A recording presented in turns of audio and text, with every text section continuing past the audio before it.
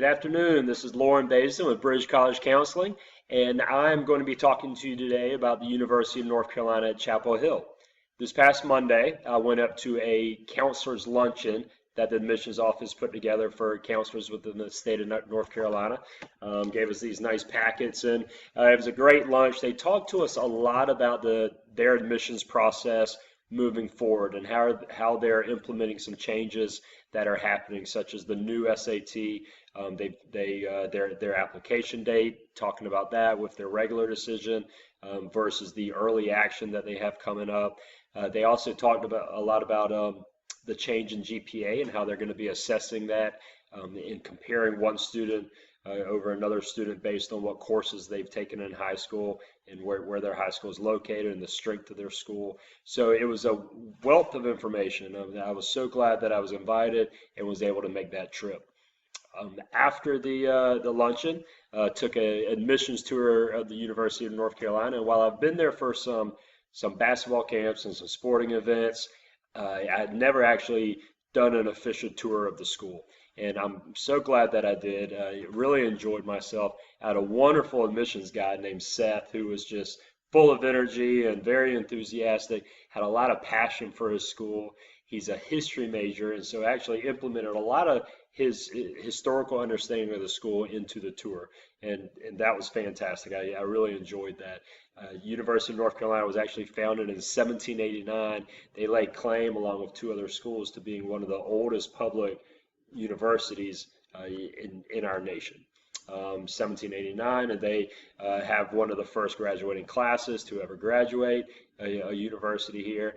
And so learning about different aspects and when buildings were built and who donated for certain buildings and the history behind that, and the superstition that freshmen have and that graduates have in order to get a 4.0. There's just a lot of history within that university, and I really enjoyed hearing about that. So thank you, Seth, to giving a great tour of the university. UNC has roughly 17,000, 18,000 undergraduate students. They have another 10,000 students that are in grad school pursuing additional degrees. And they also have a lot of diversity within the school, not just diversity of race, but also diversity in socioeconomic status. And also in interest. They have over 800 clubs and organizations, which compares to another university I've gone to recently had 250. And they were proud about that, and they should be, but 800 clubs and organizations that are thriving on their university. So the way Seth talked about it was that there is something for everyone, and I believe that to be definitely true, and that not a day goes by that if you don't want to jump in and try something and meet new people, you have that opportunity in this. While 18,000 seems like a lot, it's a close-knit community, as he describes. Very lively athletic events going on.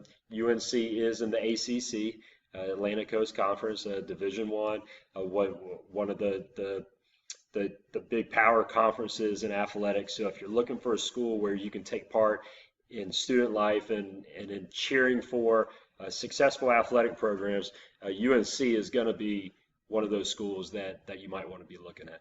It is a tougher school to get in. The average ACT is right around 29 for their admitted students. Average SAT on the new SAT is about a mid 1300. So it can be a little tougher to get into the school, but the way they describe it, it's well worth trying for 8th graders or 9th graders or 10th graders that are watching this video. It's why I'm doing these videos, to talk about these schools so that you know now what it's going to take, so you can start preparing now on standardized testing, on your GPA, making sure you're getting those things taken care of.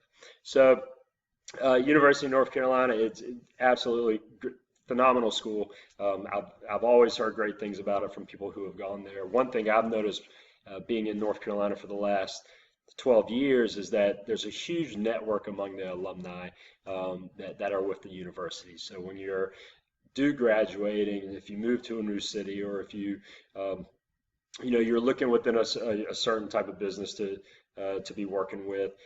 You're networking with the alumni, being an alumni from this school. They're all over the world, and that's going to be a huge asset when it comes to your career and towards pursuing things. So if you get a chance, if you're interested in University of North Carolina, well worth the trip.